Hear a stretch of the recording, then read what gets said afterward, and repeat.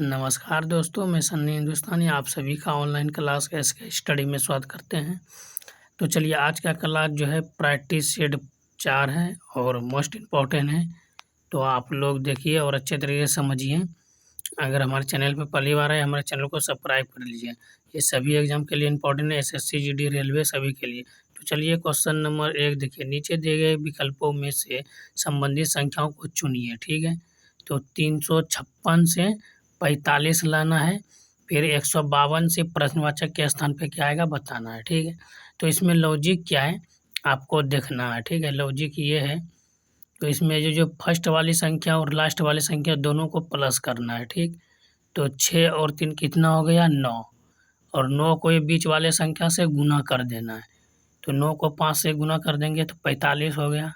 ठीक है, तो 45 यहाँ पे आ गया। सेम लॉजिक अगला संख्या के साथ करना है। ठीक है, तो चलिए 1 और 2 को क्या करेंगे प्लस, फर्स्ट और लास्ट संख्या को प्लस और बीच वाले को गुना कर देना। ठीक है, दोनों को प्लस करके बीच वाले संख्या से गुना कर देना। तो ये कितना हो गया 3 × 5 = 15। तो 15 किस ऑप्शन में है, तो ऑप्शन डी में है। ठीक है, तो ऑप्शन डी बिल्कुल राइट है। ठीक, कोई भी डाउट है तो कमेंट कर सकते हैं। तो चलिए आशा करते हैं ये क्वेश्चन समझ में आ गया। चलिए क्वेश्चन नंबर 2 देखिए, नीचे दिए गए श्रृंखला श्रेणी में प्रश्नवाचक चिन्ह के स्थान पर कौन सी संख्या आएगी। ठीक है, यहाँ पे ये सीरीज है, श्रृंखला का सीरीज है और यहाँ पे डबल प्रश्नवाचक है। तो आपको बताना है, ऐसे सब क्वेश्चन मोस्ट इम्पॉर्टेंट क्वेश्चन है। तो इस सब में घबराना नहीं है, इसमें आप लॉजिक देखना है, एक एक अंक छोड़ के देखना है क्या लॉजिक क्या लग रहा है। ठीक है, तो चलिए यहाँ पे देखते हैं। तो यहाँ पे क्या है 3 है 9 है, तो 3 से 6 हुआ, फिर क्या हो गया 6 से 12 हुआ, डबल है यानी 2 गुना है।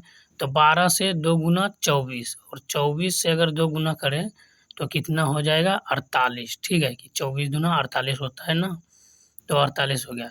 तो यहाँ पे आप देखिए डी तो नहीं होगा, ए भी नहीं होगा, तो 2 ऑप्शन बचा है। तो चलिए इसको आगे चेक करते हैं। फिर 9 से 12 3 + 9 3 12 हुआ, फिर 12 से 15 आया तो 3 प्लस हुआ, फिर 15 से क्या आया 18 तो 3 प्लस, और 18 से 3 प्लस करेंगे तो कितना आएगा, तो यहाँ पे 21 आएगा। तो प्रश्नवाचक के स्थान पे 21 आएगा। तो ऑप्शन क्या हो जाएगा, आंसर हो जाएगा 48 और 21। ठीक है, तो 48 और 21 जिस भी ऑप्शन में है वो ऑप्शन सही होगा। तो किस ऑप्शन में है, option B is the right answer. कोई भी डाउट है तो कमेंट कर सकते हैं।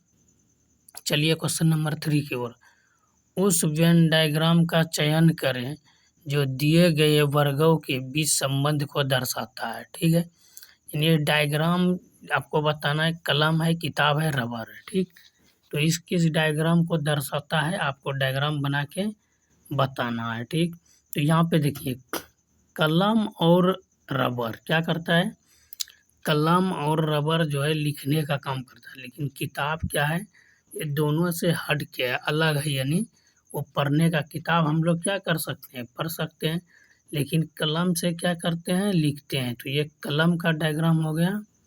ठीक है, और ये किताब हो गया।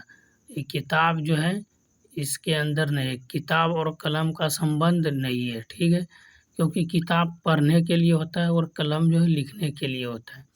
तो ये किताब का संबंध कलम से नहीं है। ठीक है, ये तो आपको समझ में आ रहा है अच्छे तरीके से।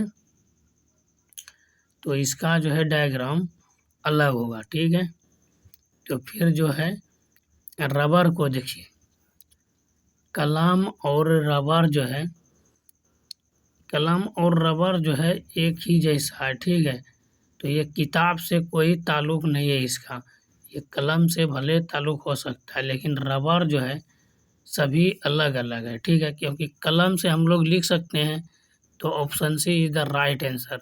रबर से लिख सकते हैं, मिटा भी सकते हैं, तो इसीलिए।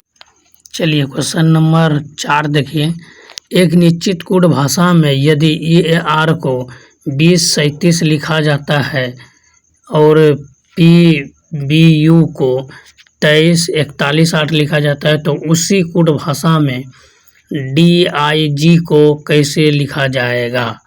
ठीक है, ये मोस्ट इम्पोर्टेंट है और SSC CGL में पूछा गया। ठीक है, तो देखिए यहाँ पे बी जो ये आर जो है आर 18 नंबर पे आता है, ठीक है। तो ये जो यहाँ पे DIG हमको लिखना है, ठीक है। तो सबसे पहले हमको चेक करना है इसमें कि कौन सा संख्या कितने नंबर पे आता है, अल्फ़ाबेटिक जो है इसमें आपको बताना है। और क्या लॉजिक लग रहा है, प्लस हो रहा है माइनस हो रहा है, इसमें भी प्लस माइनस होता है। देखिए यहाँ पे आर कितने नंबर पे आता है, तो 18 नंबर पे, इसमें 2 प्लस हुआ है 20 हुआ है। फिर ए कितने नंबर पे, 1 नंबर पे, 2 प्लस हुआ 3 लिखा है।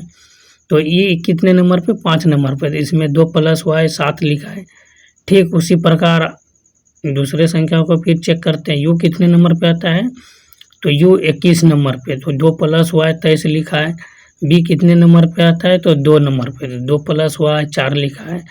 उसी तरह पी कितने नंबर पे आता है, तो पी 16 नंबर पे, 2 प्लस हुआ है 18 लिखा है, ठीक है। ये लॉजिक समझ में आ गया। तो ठीक जो है जी कितने नंबर पे आता है, तो जी जो है 7 नंबर पे आता है, लेकिन इसमें प्लस 2 करें तो 9 नंबर पे, ठीक है, 9 लिखा है। ठीक उसी प्रकार आई कितने नंबर पे आता है, तो 9 नंबर पे, तो 2 प्लस के 11। तो डी कितने नंबर पे आता है, 4 नंबर पे, लेकिन प्लस 2 किए तो 6 आया, ठीक। तो आपका आंसर क्या हो गया, 91 16, option B is the right answer. आशा करते हैं ये सब क्वेश्चन समझ में आ गया है। कोई भी डाउट है तो पूछिए। चलिए क्वेश्चन नंबर 5 देखिए, ये भी मोस्ट इंपॉर्टेंट क्वेश्चन है। निम्नलिखित प्रश्न में प्रश्न चिन्ह के स्थान पर कौन सी संख्या आएगी, ठीक है। यहाँ पे प्रश्नवाचक जो चिन्ह है आपको बताना है कौन सी संख्या आएगी। तो इसमें सबसे पहले लॉजिक आपको देखना है कि ये जो 14 13 है 3 कैसे लाया है, फिर 27 54 है, तो इसको क्या आएगा प्रश्नवाचक के स्थान पे। तो चलिए सबसे पहले लॉजिक आप समझिए, ठीक है। तो लॉजिक आपको देखना है कि 14 और 13 से 3 कैसे है, या उसी प्रकार 27 और 54 से क्या आएगा आपको बताना है, ठीक। तो लॉजिक समझिए, 14 से 13, ठीक। तो यहाँ पे देखिए अगर 14 और 13 दोनों को जोड़ते हैं तो 27 आता है, ठीक। और अगर 9 से डिवाइड कर दें तो कितना आ जाएगा, 9 तिया के 27, तो 3 आ जाता है। तो यहाँ पे 3 है। तो चलिए अगला लॉजिक यूज करते हैं, अगला संख्या में 27 और 54 को दोनों को प्लस कर देते हैं। तो 27 और 54 कितना होता है, 81, और 81 में अगर 9 से हम भाग देते हैं तो कितना हो जाता है, 9 81, ठीक है। तो 9 आ रहा है, तो 9 किस ऑप्शन में है, तो ऑप्शन जो है यहाँ पे प्रश्नवाचक के स्थान पे 9 आएगा, ये बिल्कुल राइट है। तो आपका ऑप्शन जो है ऑप्शन डी आएगा, option D is the right answer. Okay, कोई भी डाउट है तो कमेंट कीजिए। बिल्कुल आसान है, सिर्फ आपको लॉजिक समझना है। अगर लॉजिक समझ गए तो बहुत आगे तक जाइएगा, ठीक है। तो कोई भी सवाल रहे उसका लॉजिक इम्पोर्टेंट होता है। चलिए क्वेश्चन नंबर 6 देखिए, निम्नलिखित प्रश्न में दिए गए विकल्पों में से विषम अक्षर समूह का चयन करिए, ठीक है। तो इसमें विषम बताना है, 4 ऑप्शन है, चारों में विषम कौन सा है तो वही बताना है। विषम पूछे या असंगत पूछे या अभाज्य पूछे, ये सभी एक ही लैंग्वेज होता है, सिर्फ क्वेश्चन चेंज करके दिया रहता है, ठीक है। तो इसमें आप सभी को जोड़िए, देखिए जो है कितना आ रहा है, तो कितना आ गया, 6 4 10 2 12, ठीक है। तो यहाँ पे 6 6 12 और 12 4 कितना होता है, 16 होता है, ठीक है। ठीक उसी प्रकार इसको भी जोड़िए, तो ये हो गया 8 2 10 3 13, ठीक है। और ठीक उसी प्रकार इसको भी जोड़िए, तो ये कितना हो गया, 18 हो गया, ठीक। 7 3 10 8 18। अब इसमें लॉजिक क्या लग रहा है, यहाँ पे देखिए ये जो 12 है, 12 भी सम संख्या है, तो यहाँ पे विषम कौन सा है, 13 विषम आ रहा है, ठीक है। ये 12 सम है, 16 विषम है, 16 सम है, 18 भी सम है, लेकिन 13 विषम है, तो option C is the right answer. इसमें कोई ऐसे सब क्वेश्चन, एक क्वेश्चन पूछा जाता है, लेकिन आपको सिर्फ अपना दिमाग यूज करना है, आंसर अपने आप आ जाएगा, ठीक है। तो आशा करते हैं ये क्वेश्चन समझ में आ गया। चलिए क्वेश्चन नंबर 7 देखिए, नीचे दिए गए अक्षर श्रृंखला श्रेणी में रिक्त स्थान को पूर्ण कीजिए, ठीक है। तो ये जो अल्फ़ाबेटिक वाला है, तो इसमें आप जो है लॉजिक यही लगाना है, इसमें फैक्टर बनाना पड़ता है 2 या 4 का। पहले काउंटिंग कीजिए, टोटल कितना संख्या है, 1 2 3 4 5 6 7 8 9 10 11 12। ठीक है, टोटल कितना है, 12 संख्या है, तो 12 है, 12 अक्षर है, तो यहाँ पे 3 या 4 का फैक्टर बनेगा। ठीक है, तो 3 4 का बनाइए, 1 2 3 4, फिर 1 2 3 4, फिर इधर बचा 1 2 3 4। ठीक है, तो आप यहाँ पे समझिए कि इसमें क्या क्या आएगा। तो यहाँ पे देखिए सी से पहले एफ के बाद क्या है, बी है, और बी के पहले सी है, तो यहाँ पे फैक्टर क्या बन रहा है, सी एफ बी, यही फैक्टर बन रहा है ना, सी एफ बी। तो यहाँ पे एफ के पहले क्या आएगा, तो एफ के पहले सी आएगा। ठीक है, तो एफ के पहले सी आएगा, तो सभी तो सी एफ होगा, और यहाँ पे जो है सी के बाद डी, तो यहाँ पे फैक्टर क्या बना, B D C F, B D C F, B D C F. ठीक, तो ये 4 4 का फैक्टर बन गया। आपका आंसर क्या होगा, बी डी और डी, फिर क्या है, एफ है, फिर क्या है, सी है। ठीक, तो यही आपका आंसर हो गया। देखिए किस ऑप्शन में, ऑप्शन ए, तो ऑप्शन ए बिल्कुल सही है। आशा करते हैं ये समझ में आ गया होगा। चलिए क्वेश्चन नंबर 8 देखिए, ये भी मोस्ट इम्पॉर्टेंट है। नीचे दिए गए विकल्पों में से संबंधित अक्षर को चुनिए। तो इसमें जो है, इसमें अक्षर को आपको चुनना है।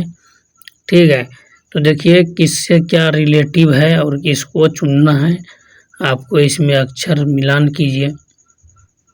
तो देखिए यहाँ पे आर है, इसमें भी आर है, ई है, ए है, इसमें भी ए है। ठीक है, और इसमें जो है ए नहीं है। ठीक, तो चलिए यहाँ पे आप जो है अच्छे तरीके से समझ लीजिए। आर ई ए पी है, पी ई ए आर है, फिर उसी प्रकार जो है इसको देखिए यहाँ पे ई ए जो है सिर्फ इसको जो है आगे पीछे कर दिया है, और यहाँ पे पी आर को पीछे कर दिया और पी को आगे कर दिया। तो उसी प्रकार कीजिए, यू जे ओ जो है इसको जो है यू जे लिख देंगे, और यू को आगे कर देंगे और जे को पीछे कर देंगे, तो डबल यू डबल जे। ठीक है, तो ये क्वेश्चन समझ में आ गया होगा आपको अच्छे तरीके से। तो ऑप्शन डी सही जवाब है, डबल यू है, डबल जे है।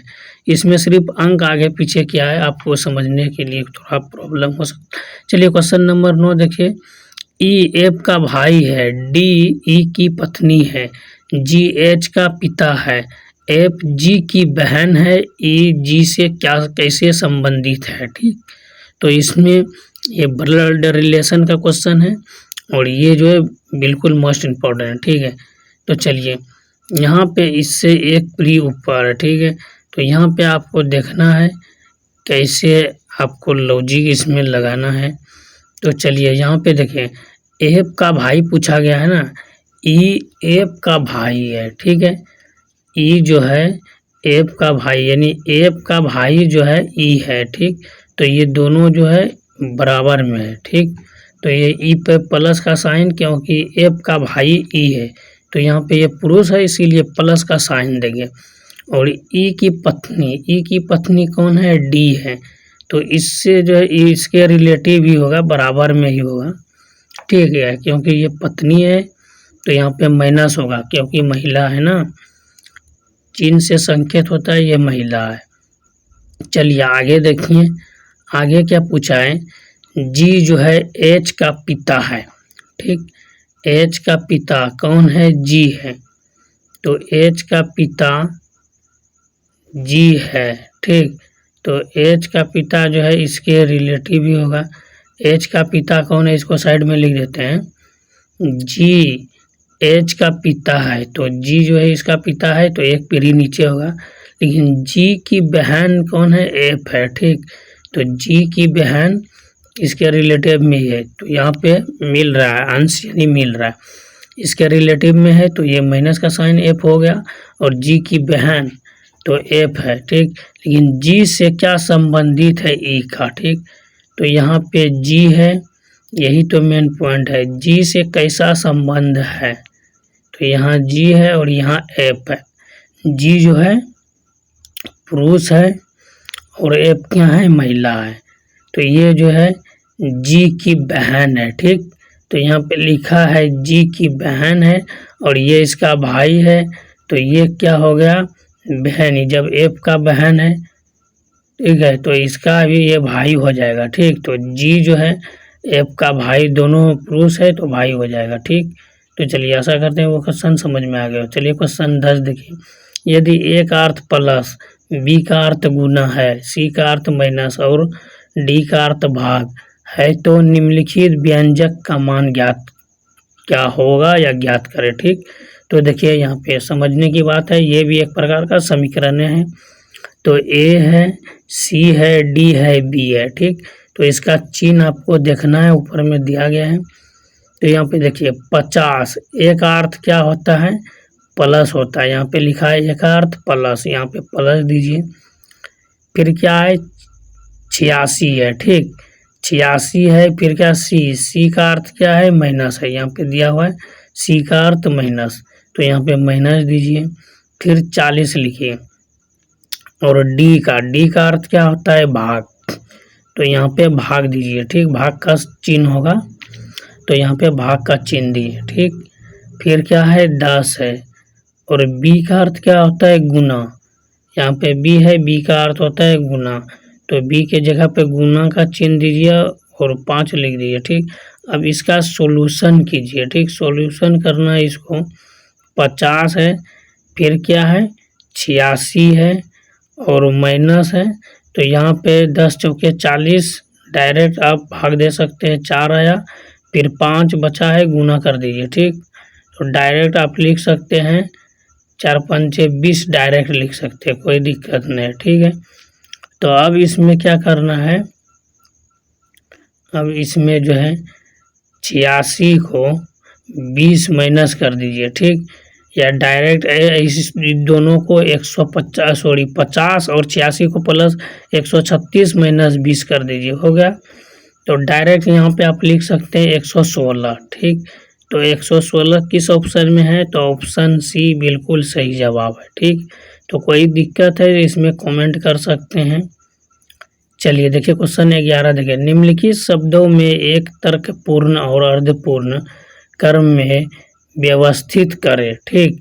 एक खाओ, 2 फल, तीसरा बीज और चौथा तोड़ो, 5 पौधा ठीक। यानी इसमें जो है तर्कपूर्ण या अर्थपूर्ण एक क्रम में इसको सजाना है ठीक है।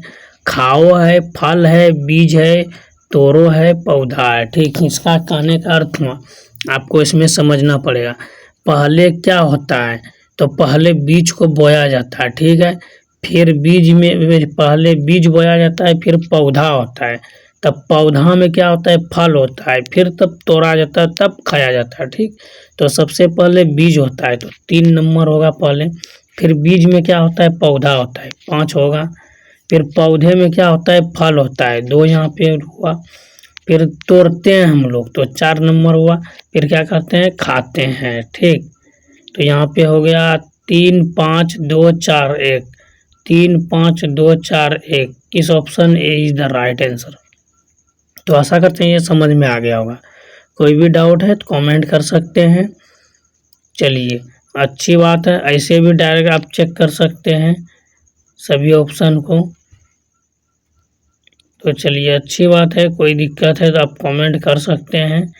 ये 3 5 2 4 1 जो है ऑप्शन ए में सही जवाब है ठीक है। तो चलिए फिर क्वेश्चन नंबर 12 की ओर। एक डिजिटल घड़ी में 7:40 का दर्पण प्रतिबिंब क्या होगा ठीक है। यानी ये डिजिटल घड़ी है, इसमें 7:40 हो रहा है ठीक है। अगर दर्पण के सामने रखेंगे तो क्या दिखाई देगा, यही पूछा है। यानी 7:40 हो रहा है और इसको आईने के सामने घड़ी को रखेंगे तो क्या दिखाई देगा। जब भी इस टाइम का अगर टाइम वाला क्वेश्चन पूछे तो 11 मिनट 60 सेकेंड होता है, इसको माइनस कर दीजिएगा ठीक है। तो 11 मिनट 60 सेकेंड, 4 घंटा कितना हो गया 20 मिनट, यानी 4:20 यानी शो करेगा। अगर हम दर्पण में 7:40 को दर्पण में हम देखें तो 4:20 जो है हमको शो करेगा। ठीक है, तो एक डिजिटल घड़ी में पूछा है। ठीक है, डिजिटल घड़ी में, तो डिजिटल घड़ी में 7:40 का दर्पण प्रतिबिंब क्या होगा? तो इसका आंसर जो है बी बिल्कुल नहीं होगा। कभी कभी ऐसा ही करता है स्टूडेंट लोग, इसमें डायरेक्ट लिखिएगा ज्ञात नहीं किया जा सकता है। ठीक है, क्योंकि बी नहीं होगा। चलिए क्वेश्चन 13 देखिए, यदि एप्पल को 521 और मोबाइल को 612 लिखा जाए तो एक्सप्लेन को क्या लिखा जाएगा? ठीक है, तो चलिए इसमें लॉजिक है क्या, 521 और 612 कैसे लिखा है, यही तो आपको पहचानना है या ज्ञात करना है, तभी तो आपका आंसर आएगा। तो यहाँ पे कितना अंक है पहले देखिए, एप्पल है 1 2 3 4 5। ठीक है, तो यहाँ पे 5 लिखा है। उसी प्रकार 1 2 3 4 5 6, तो शुरू में 6 लिखा है। यहाँ पे टोटल कितना है, 5 अंक है, तो 5 लिखा है। ठीक, और क्या है, 5 का क्या कर दिया है, क्यूब कर दिया है, नहीं 5 का क्यूब तो 125 होता है। और 125 में देखिए, अच्छा 125 को, इसको जो है लास्ट वाली संख्या को शुरू में लिख दिया है और बीच वाले को सेम रहने दिया है और लास्ट फर्स्ट वाले को लास्ट में कर दिया है। ठीक, वही लॉजिक इसमें भी है। ठीक है, तो ये 6 है, 6 संख्या है, 6 का क्यूब करना है। तो 6 का क्यूब कितना होता है, 216। और 216 को सभी संख्याओं को मतलब चेंज कर देना है, जो लास्ट में उसको फर्स्ट में करना है, जो फर्स्ट में उसको लास्ट में कर देना है, जो बीच में है उसको रहने देना है। ठीक है, तो सेम लॉजिक इसमें भी वही लॉजिक लगेगा। चलिए कितना संख्या है, 1 2 3 4 5 6 7 8। तो 8 का क्यूब हमको करना है। तो 8 का क्यूब कितना होता है, आप लोग कमेंट कीजिए अगर पता है तो। 8 का क्यूब कितना है, 512। तो ये लास्ट संख्या को फर्स्ट में रखना है और बीच वाले को रहने देना है और फर्स्ट वाले को लास्ट में कर देना। ठीक है, तो ये हो गया 215। 215 जो है किस ऑप्शन में है, तो ऑप्शन बी जो है सही जवाब है। आशा करते हैं ये क्वेश्चन भी आपको अच्छे तरीके से समझ में आ गया हो, क्योंकि आप अगर अच्छे तरीके से पढ़ाई करते हैं तो आपका क्वेश्चन देख के जो है दिमाग डाइवर्ट करता है। ठीक है, चलिए क्वेश्चन 14 देखिए, एक पंक्ति में रवि बाएं छोर से 19वां है, यदि रोहन बाएं से 18वां है, तब उनके बीच में कुल कितने व्यक्ति है? ठीक है, रवि बाएं छोर से 19वां स्थान पे है और यदि रोहन बाएं से 18वां है, तब उनके बीच में कुल कितने व्यक्ति है? अगर बाएं तरफ से हम जोड़ते हैं तो ये 19 होता है और दाएं तरफ से जोड़ते हैं तो 18 होता है। ठीक है, तो 19 में वो 8 होता है, सॉरी 18 नहीं 8 है। तो 19 में 8 को माइनस कर देंगे तो 11 आएगा और 11 में 1 को माइनस करेंगे तो 10 आएगा। ठीक है, तो यहाँ पे देखिए 8 है और फिर 19 है, तो देखिए यहाँ पे ये डबल काउंटिंग हो रहा है। देखिए 1 2 3 4 5 6 7 8। ठीक है, तो इसका आंसर जो है 10 ही होगा।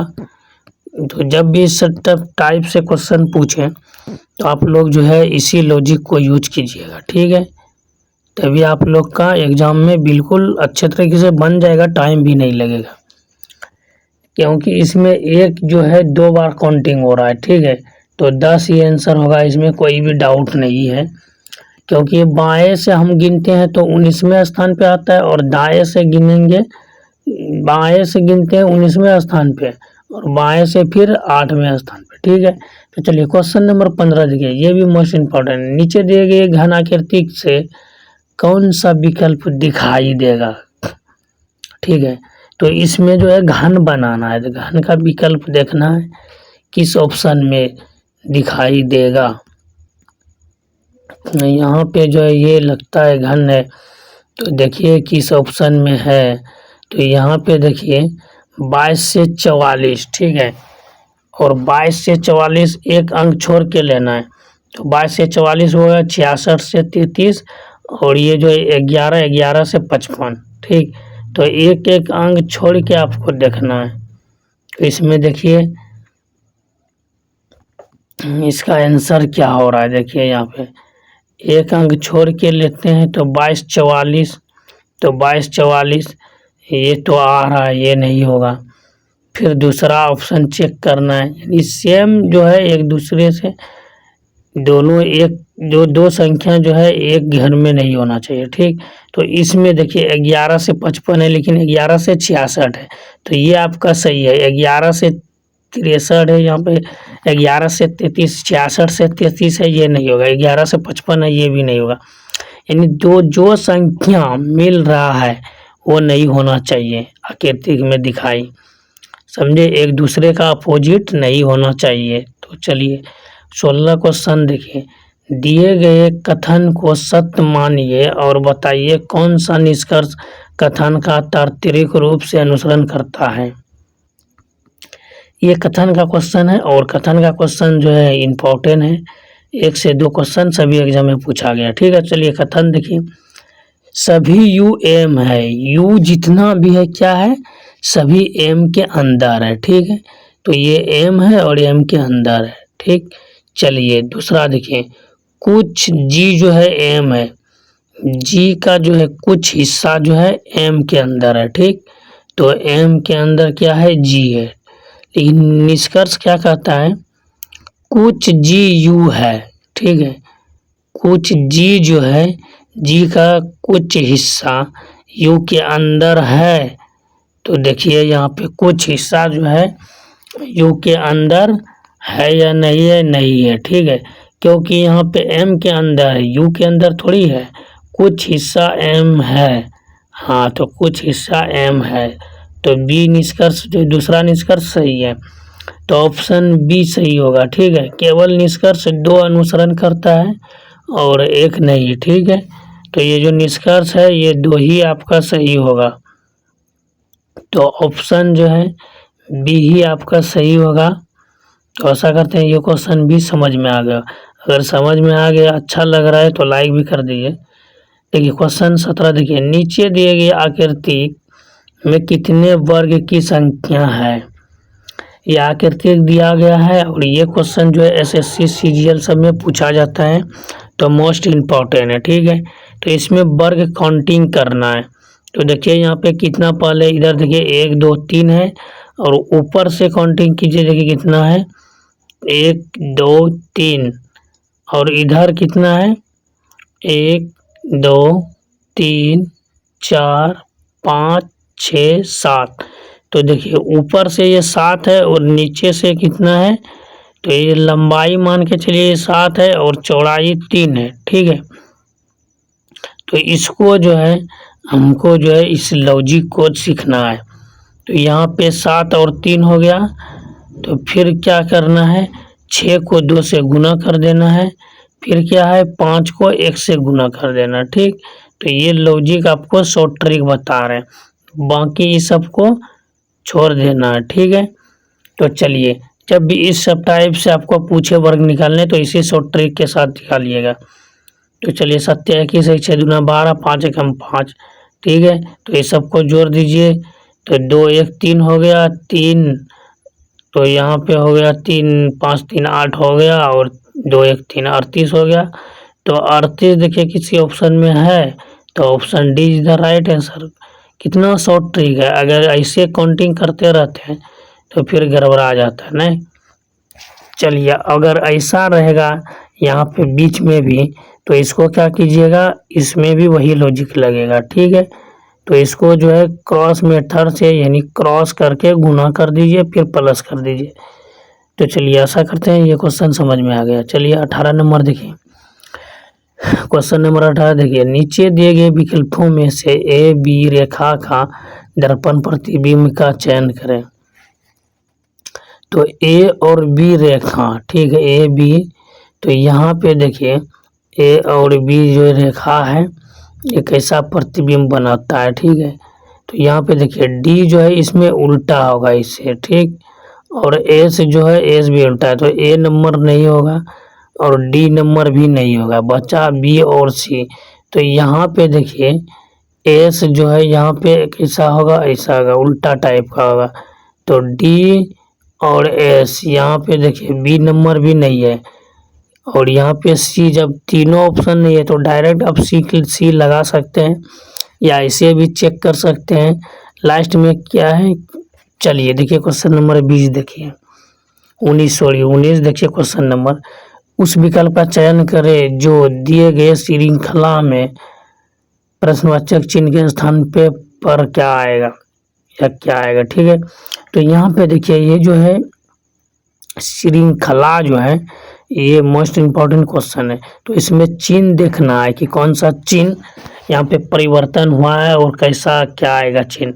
तो यहाँ पे तीर का निशान देखिए, तीर का जो एरो है ये इधर है तो उधर चेंज होगा। तो यहाँ पे ऊपर की ओर जाएगा, लेकिन ए और सी में नहीं है ऊपर की ओर एरो, ठीक है। तीर का निशान ऊपर की ओर होना चाहिए। और जेड यहाँ पे क्या है, जेड वाई जेड, तो उससे बाद क्या होगा एक्स, फिर क्या होगा यहाँ देखिए यहाँ पे एक्स वाई जेड, एक्स के बाद क्या है वाई है, तो यहाँ पे वाई के बाद क्या होगा जेड। और ये जो यहाँ पे जीरो है यहाँ पे साइड में होगा। तो यहाँ पे देखिए तीर ऊपर की ओर होना चाहिए। यहाँ पे डब्लू है तो डब्लू यहाँ पे बिल्कुल सही है, ठीक है, क्योंकि एक्स के बाद वाई है, वाई के बाद W, W X Y Z. तो चलिए क्वेश्चन 20 देखिए, वह विकल्प का चयन करें जो प्रस्तुत चित्र में आमंत्रित घुमाने की अनुमति नहीं है। यानी ये जो फिगर है आपको बताना है किस ऑप्शन में आपको दिखाई दे रहा है, तो वही ऑप्शन आपका सही हो जाएगा। तो आप देख सकते हैं किस ऑप्शन में है। तो ये डायग्राम जो है किस ऑप्शन में आपको मिल रहा है, तो ये तो डायरेक्ट त्रिभुज का आकार है। तो यहाँ पे देखिए बी तो नहीं होगा और सी भी नहीं होगा, ठीक है, बी भी नहीं होगा, सी भी नहीं होगा, तो ये होगा कौन।